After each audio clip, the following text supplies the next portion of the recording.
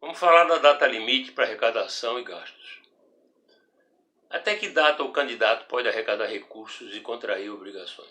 Contrair obrigações ele pode até quase na pré-campanha, porque a contratação de coletar recursos para despesas e tal, pode ser até contratada antes, mas só se efetiva a partir da condição do candidato, quando ele atende aqueles pré-requisitos e tal. E a partir daquela data, ele pode começar a arrecadar os recursos, contrair essas obrigações com muito mais certeza, com mais segurança. E quando chega a esse final, quando é que ele tem que interromper até a eleição? Ele só pode arrecadar até a eleição.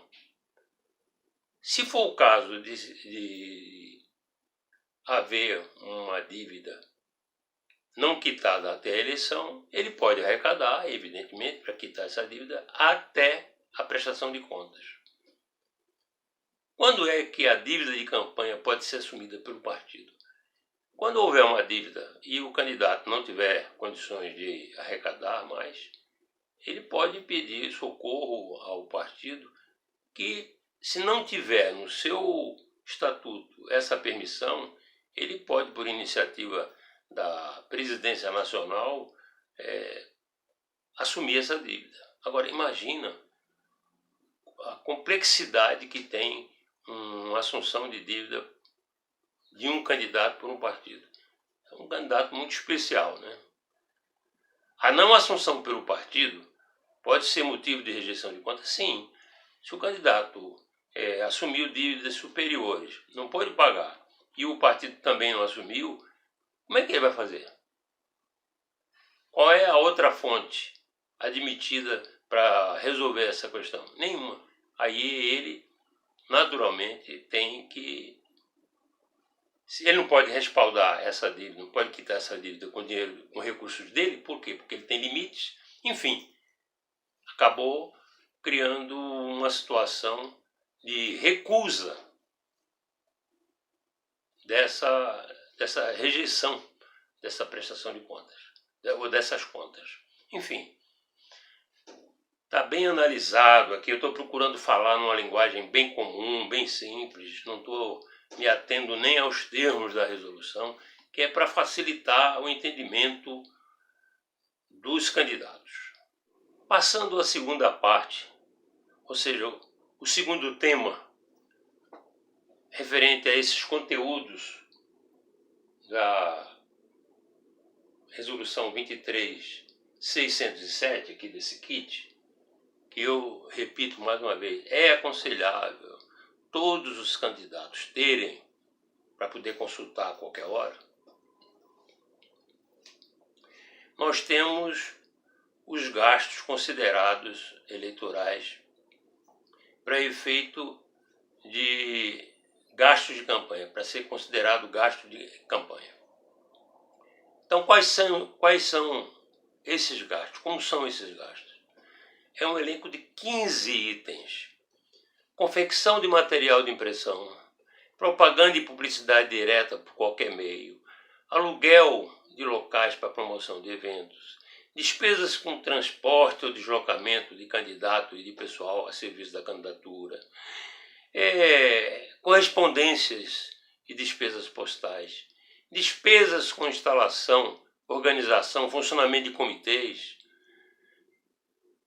remuneração ou gratificação de qualquer espécie paga a quem preste serviços, montagem e operação de carros de som, de propaganda e assemelhados, produção de programas de rádio, televisão e vídeo, inclusive destinados à propaganda gratuita, realização de pesquisas ou testes pré-eleitorais, custos com a criação e inclusão de páginas na internet, com impulsionamento de conteúdo, multas até as eleições aos candidatos e partidos,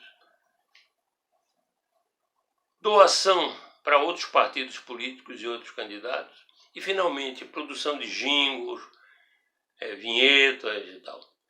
Essa relação está no artigo 35. E eu quero confirmar aqui, porque está no artigo 35, pormenorizadamente, aqui nessa resolução 23.607, o artigo 35, cuja íntegra está aqui nesse livro. Então, é importante que também se tenha à mão essa resolução no caso de se ter que esclarecer alguma dúvida para uma autoridade fiscalizadora dessas despesas. Vai haver muita gente inconformada com os poucos recursos e tentando fiscalizar os outros, principalmente no fim da eleição, quando se souber mais ou menos a capacidade de cada um. Entre nós é uma coisa interessante. Entre os candidatos sempre há aquela preocupação do comportamento dos outros, e isso gera uma série de denúncias, de representações. Vamos ter cuidado com relação a esse comportamento e a esses procedimentos, para não se ter prejuízos futuros nessa eleição, nessa campanha.